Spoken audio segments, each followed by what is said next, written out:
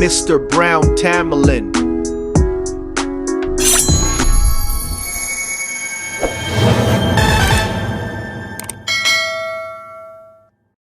Hi friends, எல்லோரும் எப்படி இருக்கீங்க?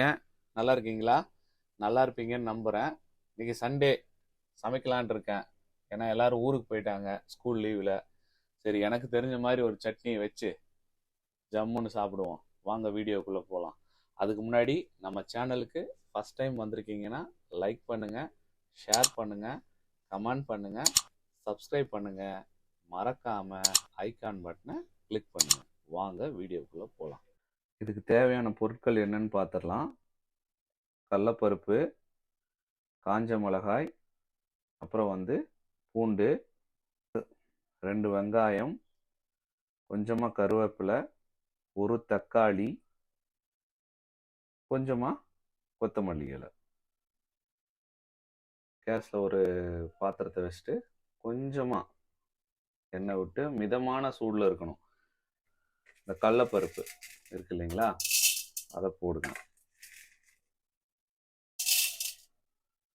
கடலைப்பருப்பு போட்டு லைட்டாக ஆனால் மிதமான தீயில் இருக்கணும். கூடவே 4 வரமிளகா போட்டு கொஞ்சம் மிதமான தீயிலேயே கொஞ்சம் லைட்டாக வறுத்தா போதும். வறுவட்டுருச்சு. இப்போ இதை தனியாக எடுத்து ஒரு பாத்திரத்தில் வச்சிடலாம். இப்போ அதே பாத்திரத்தில் திருப்பியும் ஒரு 2 டேபிள் ஸ்பூன் ஆயில் விட்டு எண்ணெய் சூடான உடனே பூண்டு இப்படி லைட்டாக வறுபட்ட உடனே வெங்காயத்தை போட்டுடணும்.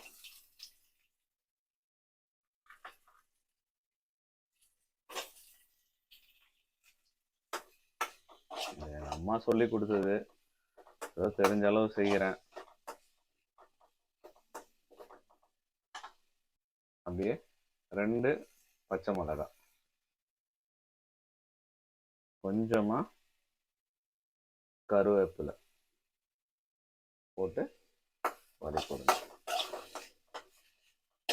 வெங்காயம் இந்த அளவு வதங்கின உடனே நம்ம வெட்டி வச்சிருக்கிற தக்காளியை இதில் சேர்த்துடலாம். சேர்த்துட்டு கொஞ்சமாக வதக்கி விட்டுடலாம். தேவையான அளவு உப்பு சேர்த்துக்கலாம். ஏன்னா உப்பு போட்டோம்னா தக்காளி கொஞ்சம் சீக்கிரம் வதங்கும். தக்காளி இந்த அளவுக்கு மசிஞ்ச உடனே ஒரு கைப்பிடி அளவு கொத்தமல்லி இலையை இதில் போட்டு விடுவோம். போட்ட உடனே சும்மா ஒரு 2 பெரட்டு பெரட்டிட்டு உடனே ஆஃப் பண்ணிடணும்.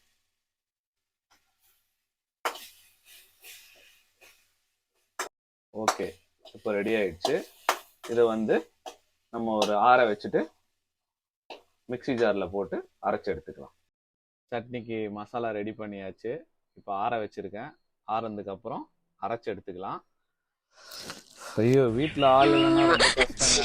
நம்ம நினைக்கிறோம், நம்ம காலைல தூங்கி எந்திரிச்சிட்டு டிஃபன் ரெடியான்னு கேட்குறோம். ஆனால் இன்னைக்கு தான் அதனுடைய வழி என்னன்னு தெரியுது. ரொம்ப கஷ்டம்தான். சீக்கிரம் ஊர்லேருந்து வந்துட்டா பிரச்சனை இருக்காது. பார்க்கலாம். ஃபஸ்ட்டு இந்த கடலைப்பருப்பையும் காஞ்ச மிளகாயையும் அரைச்சி எடுத்துக்கலாம். சும்மா இந்த அளவுக்கு அரைச்ச உடனே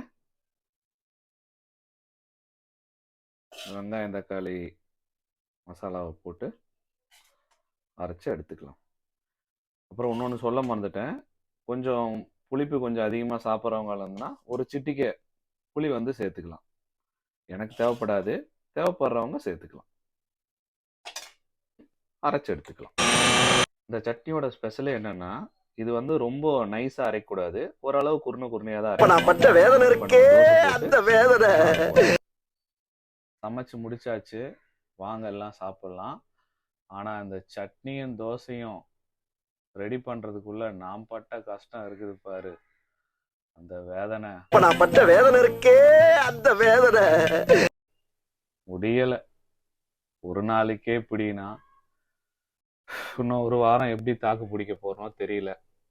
இந்த வீடியோ உங்களுக்கு பிடிச்சிருந்ததுன்னா லைக் பண்ணுங்க, ஷேர் பண்ணுங்க, கமெண்ட் பண்ணுங்க, சப்ஸ்கிரைப் பண்ணுங்க.